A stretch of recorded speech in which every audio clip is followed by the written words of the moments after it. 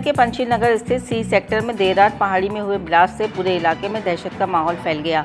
बताया जा रहा है कि निर्माणाधीन कन्वेंशन सेंटर के लिए किए गए थे 15 से ज़्यादा बारूद के धमाके की आवाज़ करीब 700 मीटर दूर तक उठी, जिसके चलते चट्टानों के पत्थर दूर दूर तक जा गिरे और घरों में रखे बर्तन भी गिर गए। क्षेत्रवासियों ने इस घटना को भूकंप समझा और हड़बड़ाहट में घरों से बाहर निकल आए। आसपास स्थित बहुमंजिला इमारतों में भी इस घटना से अफरा तफरी मच गई। मौके पर जुटी भीड़ को देखकर ब्लास्ट करने वाले ठेकेदारों के लोग मौके से रफू चक्कर हो गए। कल रात को लगभग समय 10:30 पौने 11 के बीच में बहुत तेज धमाका हुआ, जैसे कि कोई भूकंप आया हो।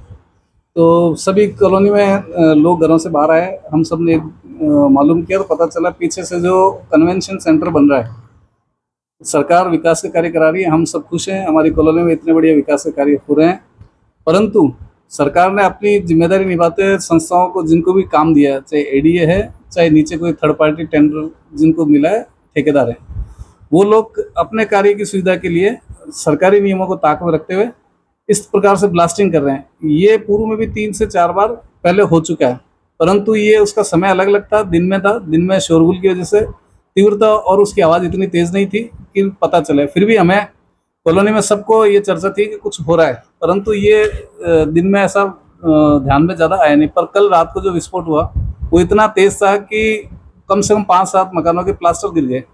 वो सब जब हम इकट्ठे हुए रात को और तो पता चला कि इस तरीके से हो रहा है, और हमें तो यही लगा भूकंप आया है, पर आसपास और कम से कम ये मान लो 1 किलोमीटर की रेंज में दूर दूर तक हमने फ़ोन करके पूछा, सबने कहा धमाका हुआ।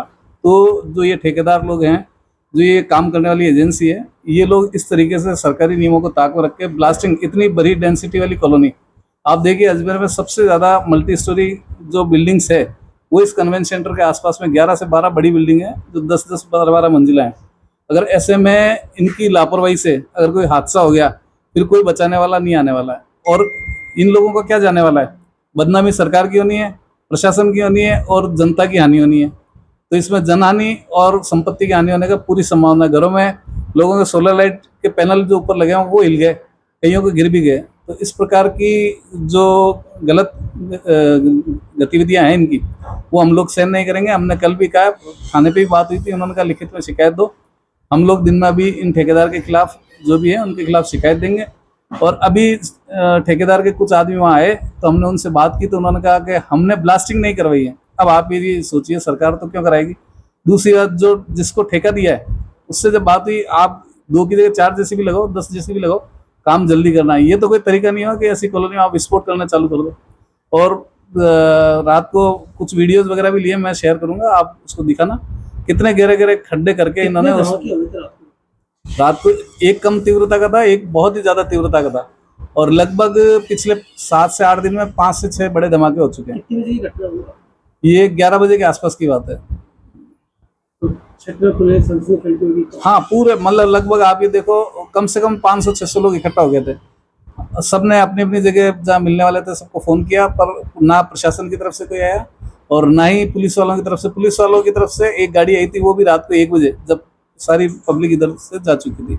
ये जो प्लास्टिक टूटा है, किनकी मकान में फटा बताइए। एक नौरती देवी जी थी जो रात को जिन्होंने बाइट दी पत्रकारों को, उन्होंने बताया कि हमारे आसपास के मकानों में इस प्रकार की दरारें तो कईयों का ही है, पर उनके घर में प्लास्टर भी टूटा। वो बहुत गरीब परिवार से थी बेचारी, तो वो बता रही थी कि भाई हमारे तो मकान ही बड़ी मुश्किल से बना है, और ऐसे में अगर कल को कोई जनहानि हो जाती, किसी का मकान गिर जाता है, तो उसकी पीड़ा को एक आम शहरी के नज़र से हम समझ सकते हैं। पर ये काम करने वाले जो ठेकेदार हैं, ये अपने कुछ पैसे बचाने के लिए इस प्रकार की जो ब्लास्टिंग कर रहे हैं, ये बिल्कुल गलत है। और अब अगर दोबारा ऐसा हुआ और प्रशासन और इन लोगों ने ध्यान नहीं दिया, तो मजबूरन जनता को ये काम रुकवाना पड़ेगा। रात को ऐसा है कि सारे परिवार रात को खाना आना खा के घर में बैठे थे। 10 साढ़े 10 के बीच का टाइम था। एकदम भयंकर ब्लास्ट होना चालू हुए। लोग बाग अपने घरों से बाहर निकले, भाग के भाई भूकंप आ गया, भूकंप आ गया। कॉलोनी में हल्ला मचा। बाद में मालूम चला कि भाई ये यहाँ पे जो कन्वेंशन सेंटर बन रहा है, वहाँ पे ठेकेदार बिना किसी अनुमति के बारूद डाल के ब्लास्ट करके पहाड़ को तोड़ रहा है।